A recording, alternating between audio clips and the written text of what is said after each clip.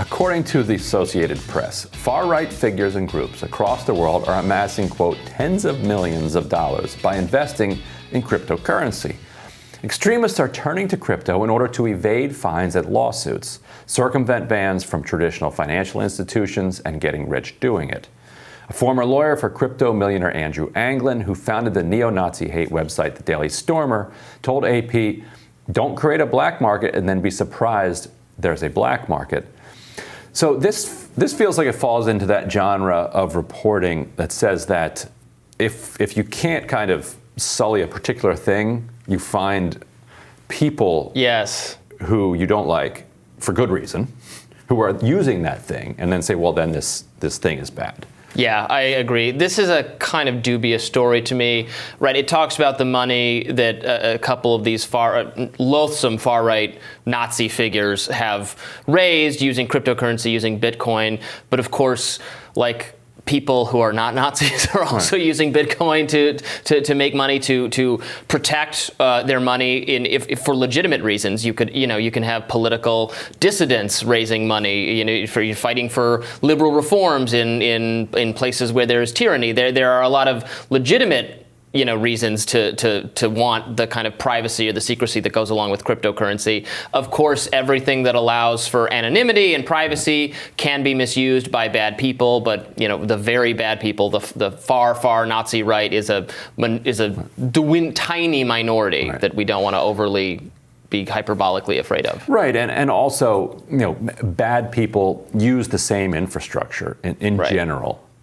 As everybody else in society, and crypto is becoming part of the infrastructure of our society. Yeah. And so, just by the mere fact of their existence, they're going to be using it. And as the guy's lawyer pointed out, if you ban these groups from using traditional means of making financial transactions, but you don't completely eliminate the ideology from the planet, and then the people still exist, they're going to find some way to use it. In the past, it would have been cash, right? But now you can't move cash, from one country to another country overnight or instantly, and so you use crypto.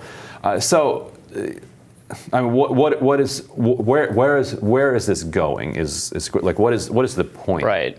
Of this. There's and this also falls into a category of where the ordinary problem is too ordinary for the media to get concerned about it. Like the drawback of cryptocurrency, the concern is that robbers, criminals can take advantage of it, or you can actually extort people for money, and then it's because it's not traceable. You can't actually get away with a bank heist anymore, that kind of thing. But you can, you can blackmail people, that kind of thing. So ordinary criminal behavior, you can see how Bitcoin could be a problem, but that's just not exciting enough to the media. So we have to throw Nazis into there. Well, what if Nazis are using? Like, everything has to be filtered through the extreme political.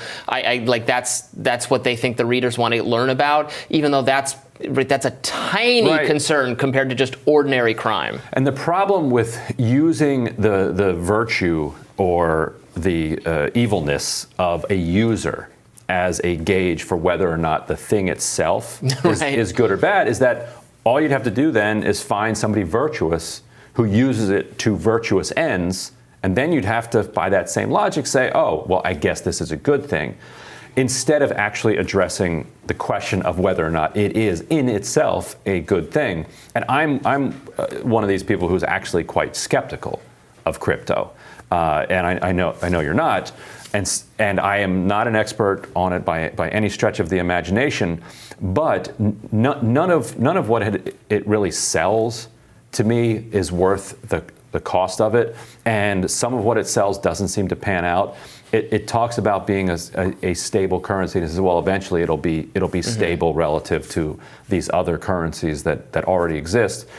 But anybody who has watched the crypto market knows it's anything but stable. And with China cracking down on it, it shows that it's not this invincible currency that exists on some plane outside of human and governmental affairs.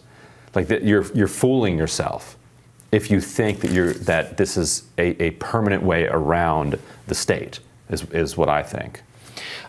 Well, yeah, it's not a permanent way around the state, but it's still. I think it's a very interesting technology. I'm, adopting kind of a wait and see approach. People should experiment with it and see what kind of arrangements it allows them to create that might be innovative and might be better. And we should not crack down. Certainly, at this stage, I would absolutely oppose cracking down on it or being overly fearful of it, which this kind of reporting is designed to do. And it's just. And also, people need to be aware, like the far right problem is actually dwindling right now in this country. So a lot of the organized, like Richard Spencer is gone. Remember him? He was gone. The quasi-legitimate, and obviously these views are not legitimate, but the semblance of legitimacy. The guy who get quoted every now and then, CNN or whatever. Actually, he was quoted in the AP story. Right. That's done. The Proud Boys are some of them have been arrested. And the other half are FBI agents. Right. Everybody at the far right meeting is an undercover FBI agent or a journalist. Yeah. So like the Communist Party in like the 1930s. Exactly. It's all FBI agents at this point, and like the Communist Party of the 1930s, dwindling. Right. Although they did have a huge influence on social policy, so hopefully that doesn't work in reverse. that they dwindle, but their ideas creep in. But I think that's right, and it comes down to whether or not their ideas are circulating around the world. And for a while, the algorithms of social media were taking some of their ideas and latching onto them and saying, "Oh wait, this stuff is sticky. This creates a lot of engagement. This really makes people angry." Yeah. When they see stuff like this and they engage with it and they spend more time on our site and our corporation makes more money. YouTube did specifically look at that and did take steps to fix that. In more recent studies I've seen, actually I wrote about this in my book, which is coming out later this week, about tech issues. Now it's more likely that it's not the case that a child is just looking at videos and then all of a sudden they're down this Nazi wormhole. It's more likely that people down a Nazi wormhole are going to be steered to more moderating videos. That's been studied. And that's what. So that's been addressed. Right, but it used to be. It was worse. It was worse before. And it was generating a lot of ideas. Yeah. That's how people form ideas, and I think it confused our conversation about free speech, because 20, 30 years ago, people didn't have people had a problem with Nazis marching in Skokie or marching on the eastern shore of Maryland, but they weren't afraid that it was going to actually really spread Nazi ideas, that it was going to lead to some takeover. You found it offensive, you denounced it, but the marches went on. They were allowed to have their little newsletters that they mailed to their 500 members, and there wasn't pressure on, say, the post office to say don't allow them to mail out these newsletters. But then the technology and the new algorithms came around, and all of a sudden these 500 newsletters became 5 million newsletters.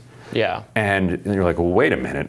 We don't want 5 million Nazi newsletters going out. But it wasn't speech. It was the algorithm that was spreading it. And if they get the algorithm in control, that's a different question. Well, and I also think that then the conversation that a lot of people were having, or especially people on liberals who are like to be pro First Amendment, pro free speech, started saying, "Oh no, well, this has to be some kind of exception. This is hate speech. We can't allow that." And that allowed them to say, "Look, we're being censored." And then we had to talk about that, or the liberals changing their mind on the First Amendment, that kind of thing. Whereas if these people were just ignored, especially when they show up to events, that kind of thing. They want a scuffle because then it's going to be covered. And now I think we're actually doing a better job of just ignoring these very loathsome figures, and then they fall out of the news cycle and then they're done. Right, and not amplifying them. Right. Try that for a second. Anyway, we'll be back with more Rising right after this.